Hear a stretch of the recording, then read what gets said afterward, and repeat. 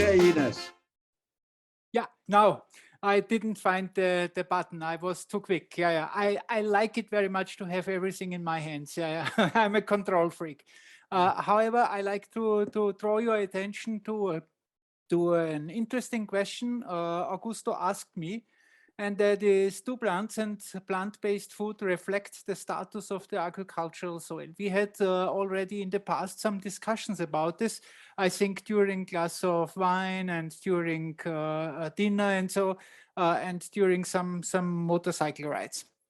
However, uh, there is a motivation why to ask this question. And we know intuitively about over-fertilization, the use of pesticides, and general environmental pollution, that these are known problems in agricultural food production. But at the same time, these problems are widely accepted as being totally unavoidable if we do not like to starve. The grow conditions on the other side do influence the flavor, at least, or the metabolic activity of grown plants. We are very well aware of when it goes to wine or tea or coffee. Yeah? There we are so far, you know, this snobistic thing, oh, this is in the south of the region, this and that. Yeah. So we are very well aware that the overall conditions will influence the composition of the plants. And some of those compositions are relevant for the flavor, but others, or the same sometimes, are relevant for healthy and balanced nutritional effects. So the conclusion is directly and straight. If there is an influence, it is also an influence more or less on the healthy or nutritional value of our food plants, or it must be at least. Yeah? That leads us to, as I call it, a waterfall full of questions. So what is about plant genotype, the influence on the composition? What is about weather or climate, including not only the daily weather, but also seasons and climate regions? The soil composition, for example, the bedrock. Why is it not possible to grow every plant successfully on each of the possible soil types? The availability of nutrients plays a role, the presence of inhibitors or even toxins, the activity of pests, for sure, not only for reducing the amount, but also for influencing the quality or the composition of the plant. The concurrency with other plants nearby, the composition of the microbial community in the rhizosphere, the microbial community settled on the aerial parts, and these are only the points which come to mind very quickly. They are more detailed and more hidden also there. So if there are so many influencing factors, how big can be the influencing factor soil there on the plant composition? When we now focus on soil quality, so we have to take one step back again. The ideal would be the agricultural soil doesn't require irrigation, fertilization, and intense mechanical treatment. There we are. Okay, so how to achieve it? We do exactly the opposite, yeah, of the ideal. Reaching the ideal will be supported by, I shortened it a bit, by, I would say, an active, balanced, and welfaring composition of soil microbes, which may fix atmospheric nitrogen or no nitrogen fertilizer and make mineral nutrients available for plant uptake, nutrients that are already in the bedrock or in the fine mineral particles there.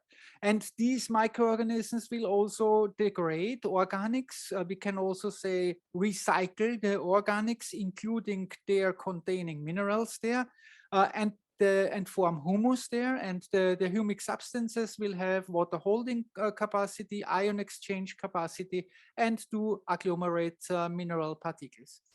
If that all is that logical, yeah, we can assume that the requirements for active microorganism population in the soil are the requirements for obtaining a healthy and fertile soil. But what are the real agricultural production goals, we apply, and beware of the maintenance-free agriculture is an illusion. So all we think about is the mammon. How many can I get? How much will it cost? Or how much will it bring to me when selling? So if we know it, why don't we do it? There is some intuition there in how to anticipating soil and soil quality, and the photo, if you ever have seen a soil, the photo will tell you everything. You have already an imagine about what is the status of the left and what is the status of the right soil. This is what we see with free eye. This is the same what we do not see with free eye, but with the microscope.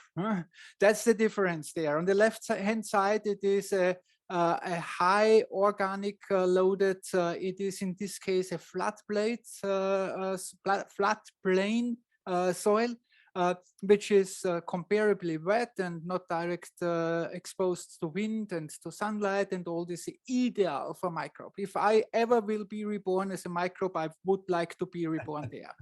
On the right hand side, we see what we do with a former forest soil in agriculture, in monoculture, and especially in maize. That's what's the remaining of the organics. That's the remaining, we see the same magnification, the remaining of the minerals, and in this case, by chance, there was also a polyester fiber there among the other particles. So if we know it, we know a lot about direct influence of soil microbes. This is a work not done by me or by my group. This is from literature and well known from the trichoderma influence on, in this case, mango beans, which is an indirect stimulation of already plant-owned defense mechanisms. So the fungus and also some other rhizobacteria are able to signal to the plant to activate its own defense mechanism. So the presence and the activity, and the keyword is the activity of the soil microorganisms there has the effect on the plant. In this case, the defense against the pests. So this is so much well known that it is already commercially used as a seed coating. However, there is a drawback there. This trichoderma damages the farming of edible fungi for mushroom cultivation, for example. But there is also an indirect influence of soil microbes. This is from me and from my working group, where we investigated, and you see it's already some years ago, where we investigated the biochemical transformation of secondary plant metabolites due to, and again the keyword, active, vital, soil-borne microorganisms. This is the key here. They are not only present and somehow in starvation or so, they are active there. Whatever needs to be active as a soil microorganism. On the bar chart, you see the effect concentrations of certain chemicals, and the higher the bar is, the more of the chemical you need for a certain effect, or this is the less active it is. And the wheat plants we investigated released the so-called BOA. You see the formula there in the drawing in the middle.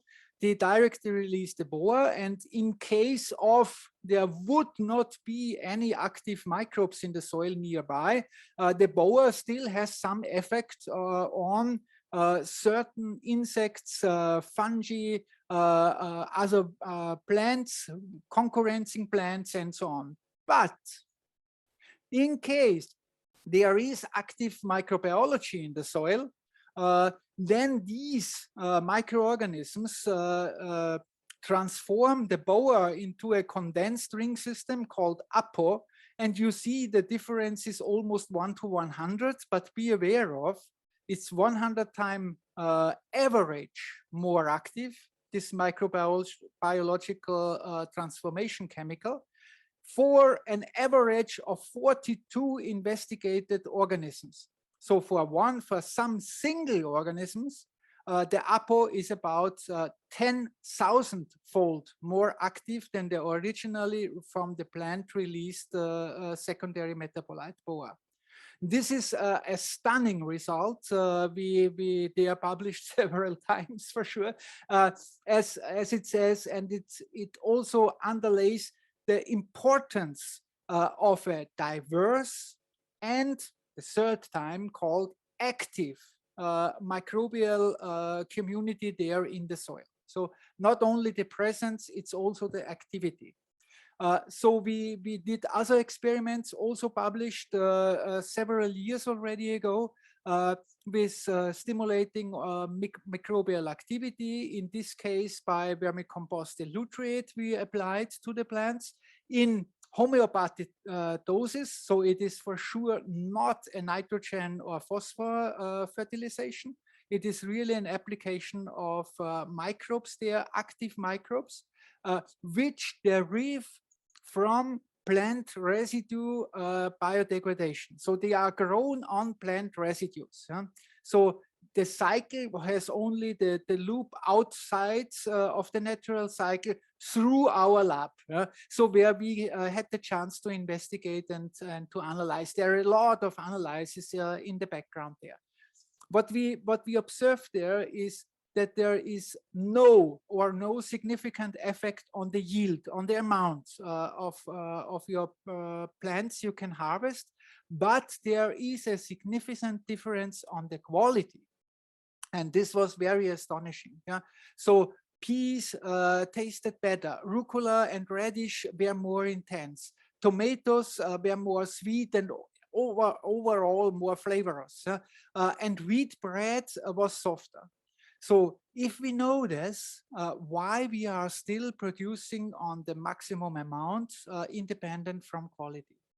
However, be aware of the added microbes could not be isolated from the treated soil, as we on the one hand didn't mark them, and on the other hand, these are microbes which originally had been isolated from the same soil. This is very, very important here. They are not shipped to us over half of the globe from Japan or whatever mystical breeder. They are a mixture of microorganisms deriving there locally. So the answer to the original question, very short, with a lot of details now skipped, is that the soil quality will influence plant composition.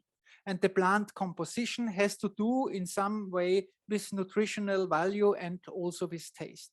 The soil quality is not the only factor, it is only one of many. And there are others. Some of them had been due to agriculture empirically optimized. Others of them had been empirically made worse, way worse. And some single of them are well researched. Agricultural plant production is a complex task. We should always be aware. It should be done with respect to the life forms and not only with the look on the dollar sign. It should be done with knowledge-based, and the financial profit should be the second or a lower priority. I know this is praying, wishful thinking, but however, that's how it should be. And that's it. So please care about your soil and stay healthy. Thank you. Whoa, bravissima Ines. And now there will be Jean-Christophe Latta that will continue your history, your story, just like you will see.